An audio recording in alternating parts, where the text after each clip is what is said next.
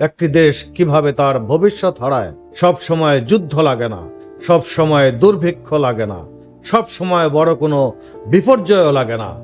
কখনো কখনো একটি জাতিকে দুর্বল করার জন্য যথেষ্ট হয় তার তরুণ প্রজন্মকে লক্ষ্যহীন করে দেওয়া, তাদের হাতে বইয়ের বদলে নেশা তুলে দেওয়া, স্বপ্নের বদলে হতাশা ঢুকিয়ে দেওয়া, আর পরিবার, সমাজ, প্রতিষ্ঠান ও রাষ্ট্রকে নীরব দর্শক বানিয়ে রাখা।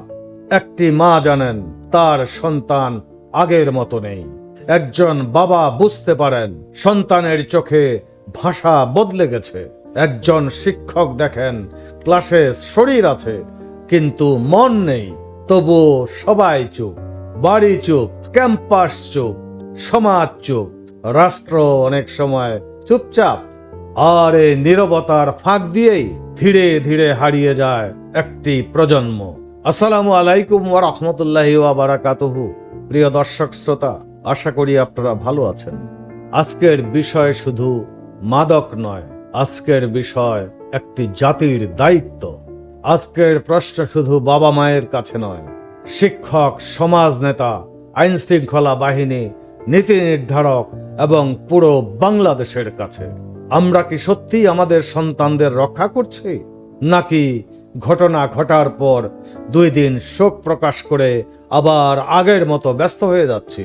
বাংলাদেশে আমরা উন্নয়নের কথা বলি, রাস্তা, সেতু, ভবন, প্রতিষ্ঠান সবই দরকার, কিন্তু একটি কঠিন প্রশ্ন করতে চাই।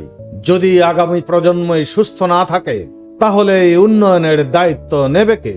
যদি তরুণরা নেশা, হতাশা, খারাপ সঙ্গ, অপরাধ আর লক্ষ্যহীন জীবনে হারিয়ে যায় তাহলে ভবিষ্যতের বাংলাদেশ দাঁড়াবে কার কাঁধে? একজন বাবা টাকা পাঠান, ভেবে নেন সন্তান পড়াশোনা করছে, কিন্তু সেই টাকা কোথায় যাচ্ছে তিনি জানেন না। একজন মা ফোন করেন সন্তানকে, বাবা তুমি কেমন আছো? সন্তান উত্তরে বলে ভালো আছি, কিন্তু সেই ভালো আছি কথার ভেতরে কতটা কষ্ট লুকোনো আছে তিনি বুঝতে পারেন না। একটি পরিবার ভাবে আমার সন্তান নিরাপদ, কিন্তু বাস্তবতা হলো অনেক সন্তান বিপদের মধ্যে থেকেও পরিবারকে কিছু বলে না। এই নীরবতা ভীষণ ভয়ঙ্কর, কারণ মাদক শুধু শরীর নষ্ট করে না, মাদক মানুষের লজ্জা নষ্ট করে, আত্মসম্মান নষ্ট করে, পরিবারের বিশ্বাস নষ্ট করে, ভবিষ্যতের স্বপ্ন নষ্ট করে।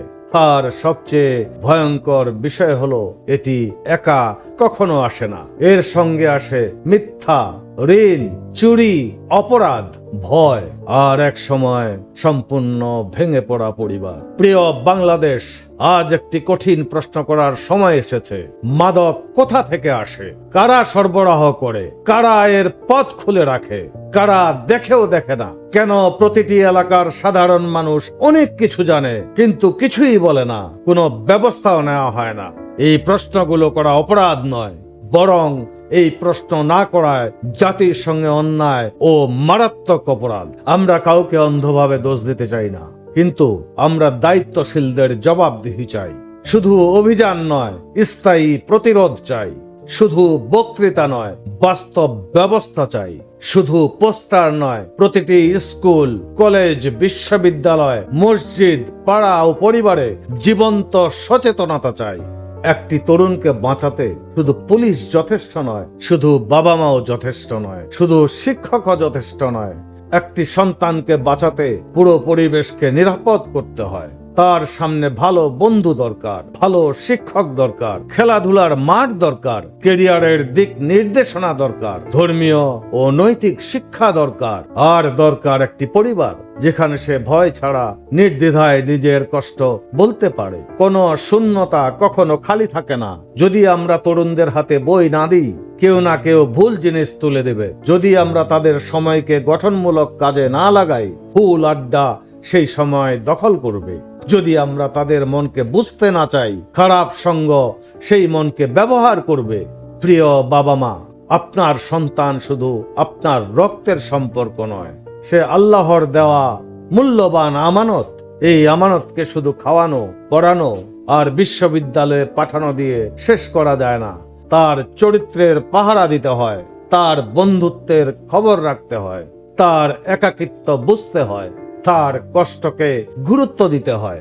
প্রিয় শিক্ষকবৃন্দ, একজন ছাত্রের চোখের ক্লান্তি অনেক সময় তার রেজাল্টের চেয়েও বড় সংকেত। একজন ছাত্রের হঠাৎ চুপ হয়ে যাওয়া অনেক সময় শৃঙ্খলা ভঙ্গ নয়, সাহায্যের আবেদন। প্রিয় তরুণ বন্ধুরা, মাদক কোনো সাহস নয়, কোনো স্টাইল নয়, কোনো আধুনিকতা নয়। এটি এমন এক ফাঁদ যেখানে ঢোকা সহজ কিন্তু ফিরে আসা খুবই কঠিন। আজ আমি রাষ্ট্রের কাছে বলতে চাই, এই প্রজন্মকে শুধু বক্তৃতা দিয়ে বাঁচানো যাবে না। মাদক বন্ধ করতে হলে সরবরাহের পথ বন্ধ করতে হবে, এলাকা ভিত্তিক নজরদারি শক্ত করতে হবে, শিক্ষা প্রতিষ্ঠানে কাউন্সেলিং বাধ্যতামূলক করতে হবে, খেলাধুলা, দক্ষতা শিক্ষা ও কর্মমুখী প্রশিক্ষণ বাড়াতে হবে। আর যারা তরুণদের ধ্বংসের ব্যবসা করছে তাদের বিরুদ্ধে দৃশ্যমান, নিরপেক্ষ এবং কঠোর ব্যবস্থা নিতে হবে। কারণ একটি জাতি যদি নিজের সন্তানদের রক্ষা করতে না পারে, তাহলে সেই জাতির উন্নয়ন একদিন ভেতর থেকেই দুর্বল হয়ে পড়বে।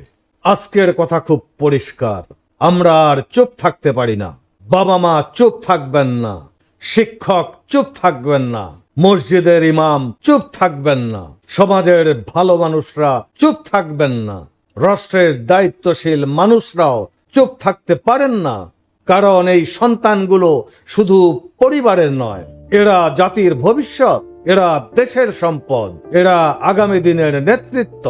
যদি আমরা এখনই জেগে না উঠি, তাহলে একদিন আমরা অনেক ভবন পাবো কিন্তু মানুষ পাবো না, অনেক ডিগ্রি পাবো কিন্তু চরিত্র পাবো না, অনেক প্রতিষ্ঠান পাবো কিন্তু নিরাপদ প্রজন্ম পাবো না। তাই আজ থেকেই শুরু হোক পরিবারে কথা বলা, শিক্ষা প্রতিষ্ঠানে সতর্কতা, সমাজে প্রতিরোধ, আর রাষ্ট্রে সত্যিকারের জবাবদিহি। আল্লাহ আমাদের সন্তানদের হেফাজত করুন, আমিন। পরের পর্বে নিয়ে আসছি ভালো ছাত্ররা কেন নীরবে হারিয়ে যায়। ততক্ষণ ভালো থাকুন, সুস্থ থাকুন, সততার সঙ্গে থাকুন। আসসালামু আলাইকুম ওয়া রাহমাতুল্লাহি ওয়া বারাকাতুহু।